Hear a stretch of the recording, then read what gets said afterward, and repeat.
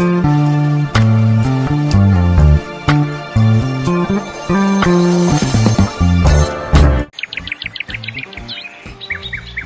गांव में 3 पक्की सहेलियां संजना, आराध्या और आयुषी रहती थी। वो तीनों एक ही स्कूल में एक ही क्लास में पढ़ती थी। छुट्टी के बाद वो तीनों एक साथ बाहर निकली। वो देखो, हमारे बर्गर वाले चाचा आ गए। ये बिल्कुल टाइम पर आते हैं हमेशा। वो तीनों बर्गर वाले के पास चली गई। बोल संजना, क्या खाएगी तू? बर्गर, मोमोज या पानी पूरी? इतने में उसी थोड़ी दूरी पर एक दूसरी लड़की बीच में बोल पड़ी। अरे वो बेचारी क्या बताएगी, वो तो बेचारी तुम दोनों के सहारे ही चाचा के बर्गर के ठेले के पास आ जाती है। अगर तुम दोनों अमीर सहेलियां उसकी जिंदगी में ना होती तो वो आज तक बर्गर की शक्ल तक नहीं देख पाती। इतना सुनते ही आराध्या और आयुषी मुस्कुराई और उस लड़की के पास चली गई। आप दोनों मेरे पास क्यों चली आई? जाओ जाओ, अपनी गरीब सहेली को बर्गर पिज्जा खिलाओ।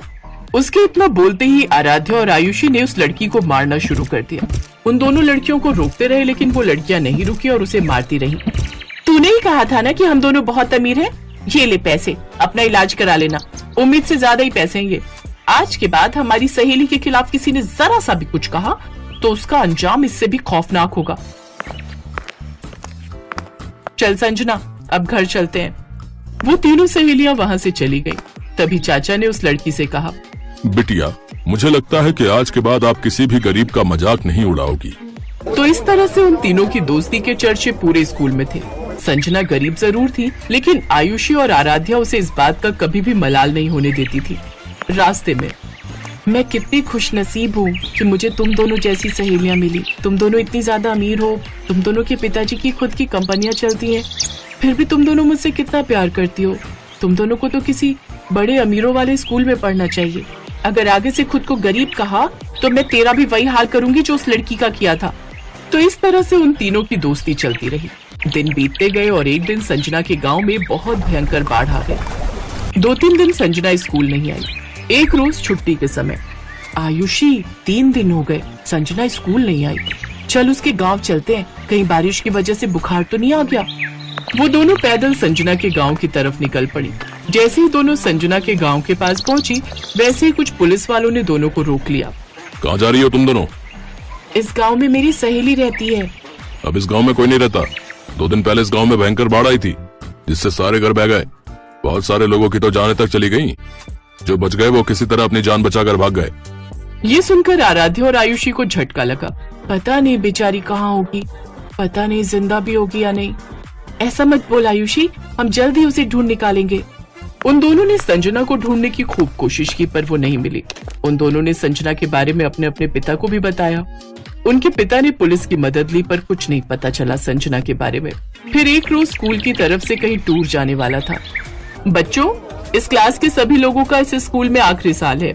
इसके बाद आप सभी कॉलेज में चले जाओगे, तो इस साल को यादगार बनाने के लिए हम सभी टूर पर जाएंगे, वो भी उत्तराखंड की वादियों में।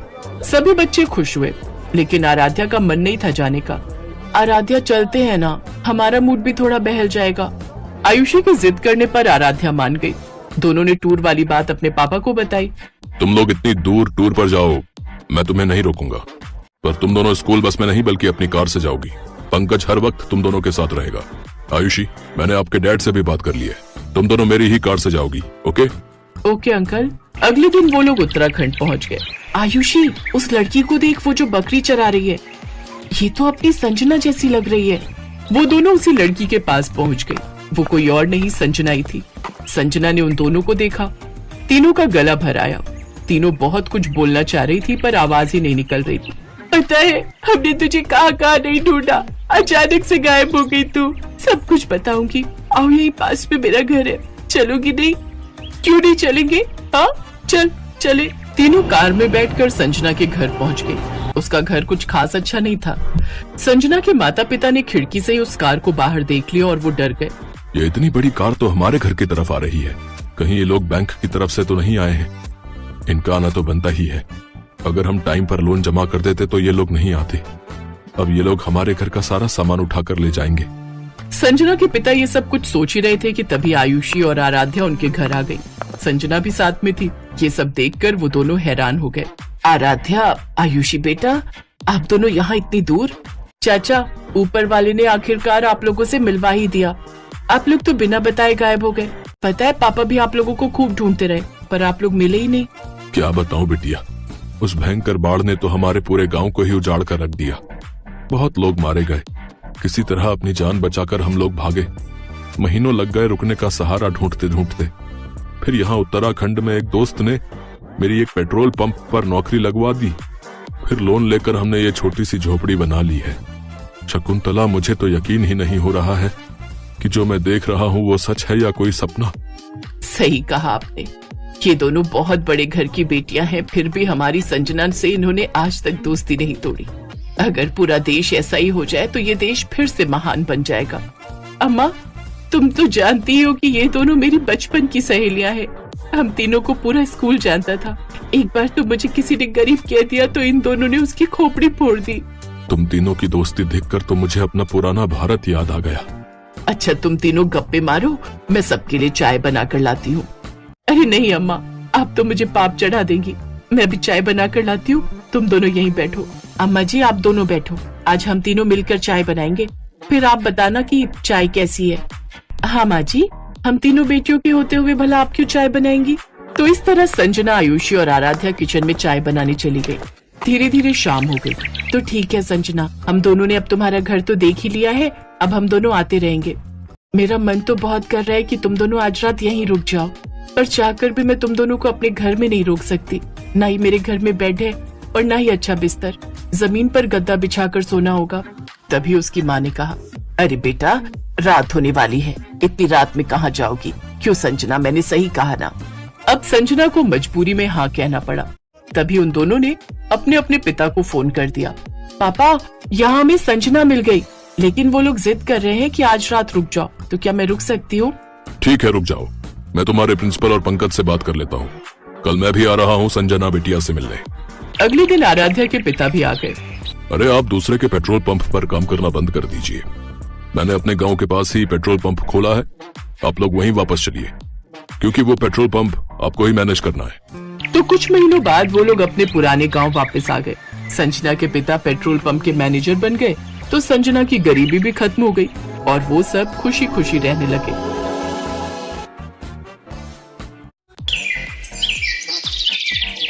कविता, कविता, आजा। अरे काजल, तुम? हाँ आजा, मैं कॉलेज ही जा रही हूँ, चल आजा, साथ चलते हैं। काजल के बार बार कहने पर कविता उसकी कार में बैठ गई।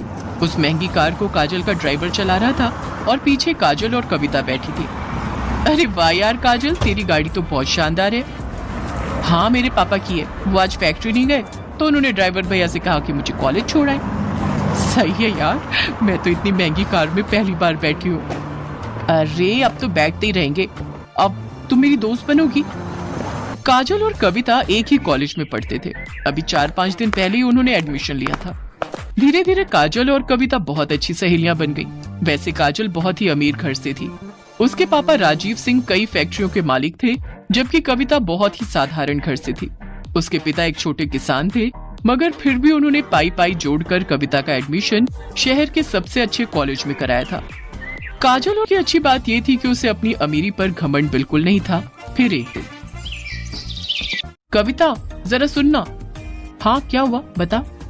देखना ये घड़ी कैसी लग रही है। अरे वाह, ये तो बहुत प्यारी है। ये मैंने तेरे लिए ली है, जरा पहनकर दिखा। नहीं यार, मैं कैसे इतनी महंगी घड़ी।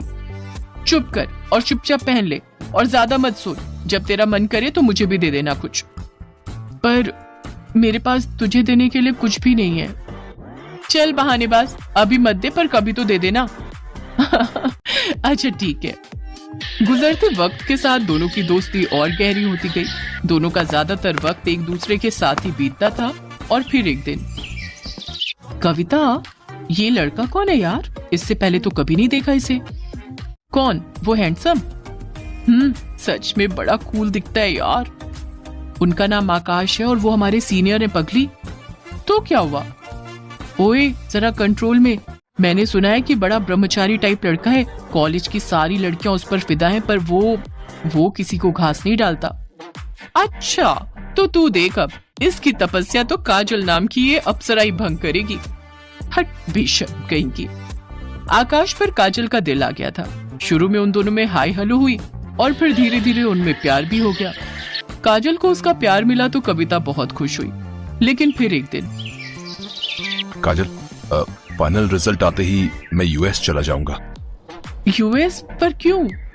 वहां मेरी प्लेसमेंट हो गई है और जिस कंपनी ने मुझे हायर किया है वो चाहती है कि मैं पहले यूएस में उनके हेडक्वार्टर में 1 साल काम करूं और सीखूं और फिर वो मुझे इंडिया वापस भेजेंगे। पर मैं 1 साल कैसे रहूंगी तुम्हारे बिना? कहते हैं सब्र का फल मीठा होता है पगली। अरे तू कब आई? जब तुम दोनों आशिकी फरमा रहे थे। सुन, जाने दे आकाश को, वो वहां नहीं जाएंगे तो जॉब कैसे लेंगे? क्यों, मैंने सही कहा ना? बिल्कुल सही। काजल, बस 1 साल दे दे मुझे, फिर मैं तुम्हारे पापा से तुम्हारा हाथ मांगने आऊंगा। ठीक 1 महीने बाद आकाश काजल से विदा लेकर विदेश चला गया। काजल उसे याद करती और हसीन सपने बुनती, लेकिन होनी को तो कुछ और ही मंजूर था। अचानक काजल ने कॉलेज आना बंद कर दिया। उसका फोन भी बंद आ रहा था। कविता को उसकी चिंता होने लगी तो एक दिन वो काजल के घर ही पहुंच गई। वहां उसका सामना काजल के पिता राजीव सिंह से हुआ। कौन हो तुम और क्या चाहिए? जी मैं वो काजल की दोस्त हूँ, उसे कुछ नोट्स देने आई थी। नोट्स? उनकी कोई जरूरत नहीं है, अब हो गई काजल की पढ़ाई। पर अभी कैसे? अभी तो लास्ट सेमेस्टर बाकी है ना अंकल। कह दिया ना तो कह दिया, चली जाओ यहाँ से और दोबारा कभी मत आना। कविता को कुछ समझ नहीं आ रहा था।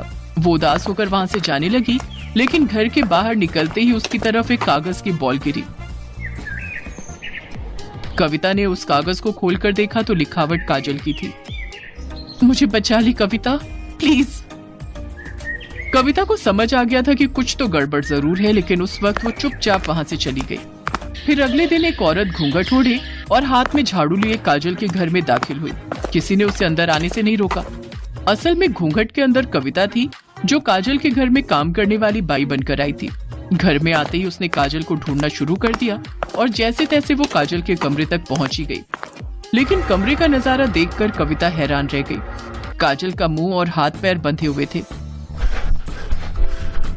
काजल, ये सब क्या है? किसने किया ये? कविता तू आ गई, भगवान का शुक्र है। कविता, मेरे पापा ने मेरा सौदा कर दिया है। तू तो जानती है ना कि मैं और आकाश एक दूसरे से कितना प्यार करते हैं, पर मेरे पापा अपने बिजनेस पार्टनर से मेरी शादी कराना चाहते हैं। वो 55 साल का बुढ़ा है। उसने अपनी पहली पत्नी को मार दिया था और वो मुझे भी मार देगा। हैं? पर तेरे पापा वो ऐसा कैसे कर सकते हैं तेरे साथ? उन्होंने उस बुढ़े से बहुत बड़ा लोन लिया था जिसे वो चुका नहीं पाए, और पैसों के बदले अब वो मुझे सौंपने वाले उस बुढ़े को। इतना कहकर काजल फूट फूट कर रोने लगी, लेकिन कविता तैयार थी अपनी सहेली को इस मुसीबत से निकालने के लिए। उसने तुरंत दिमाग दौड़ाया और अपनी साड़ी उतारकर काजल को पहना दी और खुद काजल के कपड़े पहनकर उसकी जगह बैठ गई। फिर कविता की जगह काजल आराम से घर से बाहर निकल गई। फिर कुछ देर के बाद, कौन है? अरे कमिश्नर साहब, आप यहाँ? क्या हुआ? क्या बात है? मुझे आपके घर की तलाशी लेनी है। पर तलाशी क्यों? क्योंकि मुझे खबर मिली है कि आपने यहाँ किसी लड़की को कैद करके रखा है। इतना कहकर पुलिस कमिश्नर के साथ आए पुलिस वालों ने घर की तलाशी शुरू कर दी और कुछ ही मिनटों में कविता उनके साथ खड़ी थी। उसके चेहरे पर चोट के कई निशान थे। असल में राजीव को जैसे ही कविता और काजल के प्लान का पता चला तो उसने कविता को ही अपने गुस्से का शिकार बनाया और उसके साथ मारपीट की। लेकिन अब वो अपना किया भुगतने वाला था। पुलिस ने फौरन राजीव को गिरफ्तार कर लिया। उधर आकाश को जैसे ही इन सब की खबर मिली तो वो भागा भागा यूएस से इंडिया आ गया और फिर कविता ने एक मंदिर में आकाश और काजल की शादी कराई। थैंक यू कविता, अगर तुम ना होती तो। अरे ऐसे कैसे नहीं होती मैं? मेरी सहेली को जब भी मेरी जरूरत होगी मैं हमेशा उसके साथ खड़ी रहूंगी। इतना कहकर कविता ने काजल को गले से लगा लिया और काजल बस यही सोच रही थी कि जो तोहफा कविता ने उसे दिया है क्या वो कभी उसकी बराबरी कर पाएगी।